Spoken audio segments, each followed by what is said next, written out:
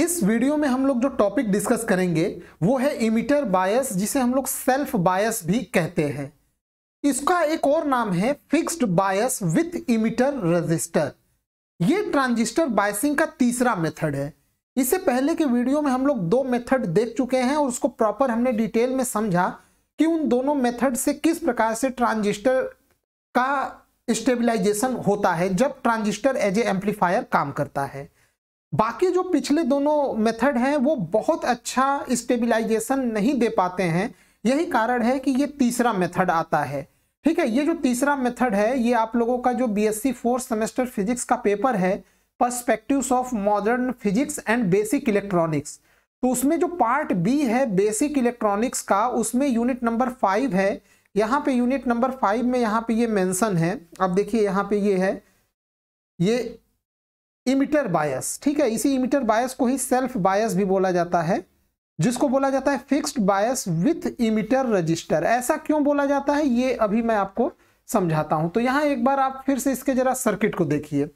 अगर आप पिछले सारे वीडियोस अगर रेगुलर देख रहे हैं तो आपको पता चलेगा कि ये अगर मैं इस रेजिस्टेंस को हटा दूं, ये जो इमिटर पे लगा है, और इसको मैं एक स्ट्रेट वायर यहाँ पे लगा दूं, तो आपको साफ पता चलेगा कि ये फिक्स्ड बायस का सर्किट है।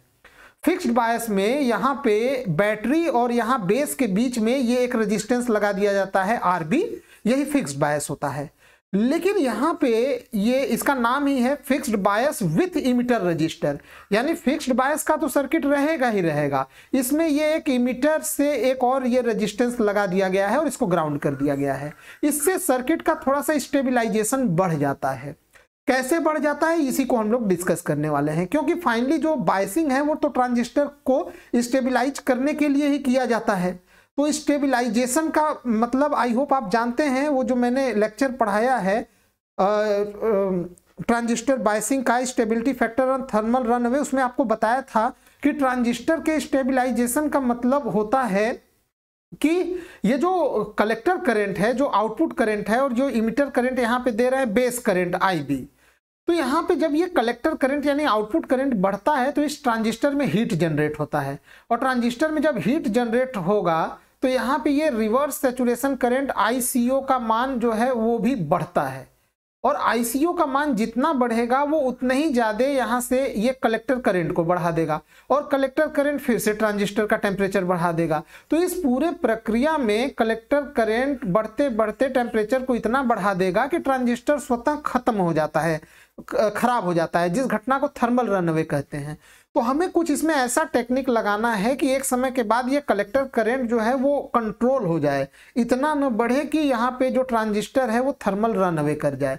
तो इसी के लिए हम लोग इसका एनालिसिस पढ़ने वाले हैं। तो अब देखिए, एनालिसिस के लिए हम सिंपल किरचॉफ का वोल्टेज लॉ लगाएंगे, और यहाँ पे एक इक्वेशन बनाने की कोशिश की जा रही है, और इस इक्वेशन बनाने को मैं अपने सिंपल तरीके से समझाऊंगा, जैसा कि मैं हमेशा समझाता हूँ। मान लीजिए ये 12 वोल्ट का बैटरी है।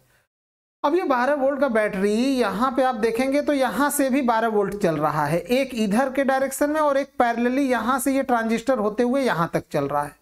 तो आप इस वाले को तो काट दीजिए, इसका जरूरत नहीं है। अब देखिए, आप इसको जब भूल जाएंगे तो आपको ऐसा लगेगा कि ये जो 12 वोल्ट है यहाँ से ये रेजिस्टेंस होते हुए फिर बेस से ट्रांजिस्टर होते हुए फिर ये ऐसे जुड़ गया है।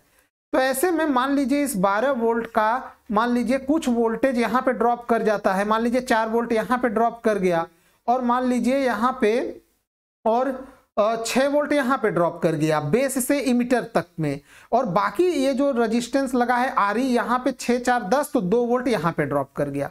तो ये कितना हो जाएगा, 6 4 10 2 12, तो 12 ये बराबर हो गया। तो कहने का मतलब जब किरचॉफ वोल्टेज लॉ लगाएंगे तो ये बैटरी यानी VCC बराबर यहाँ पे वोल्टेज ड्रॉप जो कि IB इंटू RB होगा, और यहाँ पे यहाँ से यहाँ तक का वोल्टेज ड्रॉप VB है, और यहाँ से यहाँ तक का वोल्टेज ड्रॉप क्या हो जाएगा IE इंटू RE। तो एक बेसिक सा इक्वेशन यहाँ पे बन जाएगा VCC is equal to IB into RB plus VBE plus IE into RE। अब यहाँ से हम लोग क्या करते हैं, हमें IB का मान निकालना है। तो यहाँ से IB वाला फैक्टर इधर कर लीजिए, बाकी ये इधर हो गया। अब एक चीज ध्यान दीजिएगा, जो VBE है वो VCC के तुलना में बहुत कम होगा। यहाँ मैंने आपको समझाने के लिए 4-6 वोल्ट का ड्रॉप ले लिया, लेकिन एक्चुअल में होता नहीं है।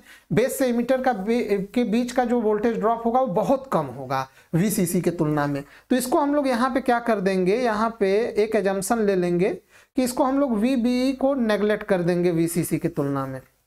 तो यहाँ पे एक सिंपल सा ये इक्वेशन आ गया, IB is equal to VCC minus IE into RE बटे RB। अब इस इक्वेशन को याद रखिएगा, क्योंकि स्टेबलाइजेशन के समय हम इसी इक्वेशन का यूज करेंगे। तो अब इसमें स्टेबलाइजेशन होता कैसे है, तो अब मान लीजिए कि ट्रांजिस्टर का स्टेबलाइजेशन समझने के लिए मान लीजिए किसी कारणवश ट्रांजिस्टर का टेम्परेचर बढ़ गया। तो टेम्परेचर बढ़ेगा तो हमेशा लीकेज करंट या रिवर्स सैचुरेशन करंट ICO बढ़ जाएगा, और ICO जब भी बढ़ेगा ये कलेक्टर करंट और इमिटर करंट को भी इंक्रीज कर देगा।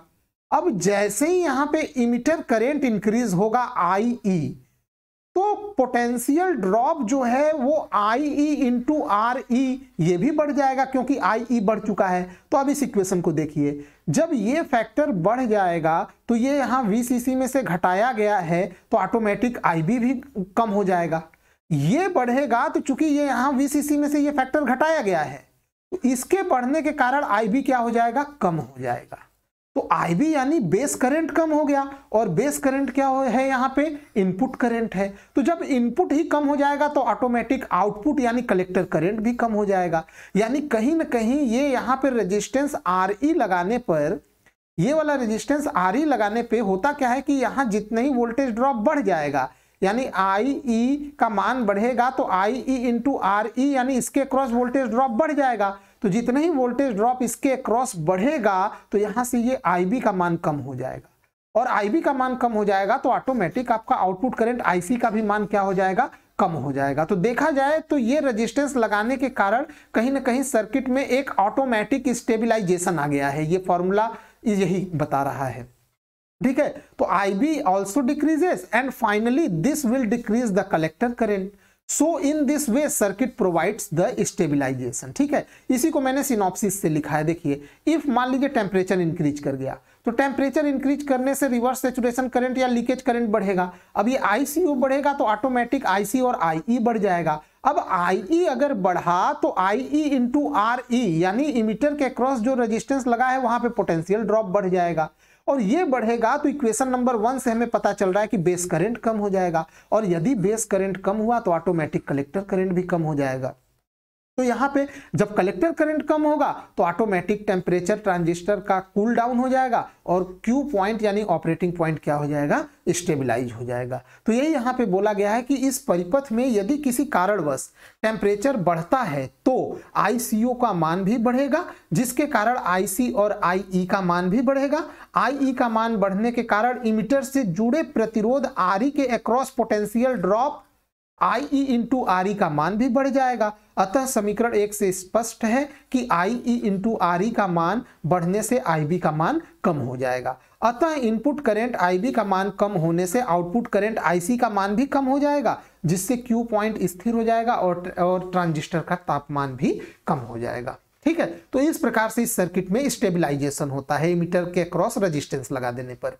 अब इसका एडवांटेज क्या है, this method is simple due to use of only 3 resistance RB, RC and RE। हालांकि RC का तो कोई खास यूज नहीं है, पर फिर भी आप इसको लिख सकते हैं।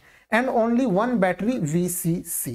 यह विधि बहुत ही सरल है, जिसमें केवल 3 प्रतिरोध RB, RC और RE के साथ केवल एक बैटरी VCC की आवश्यकता होती है। इट प्रोवाइड्स बेटर स्टेबिलाईजेशन, मतलब ये अच्छा स्टेबिलाईजेशन प्रोवाइड करता है। डिसएडवांटेज क्या है, this circuit requires very high value of RE and a very low value of RB।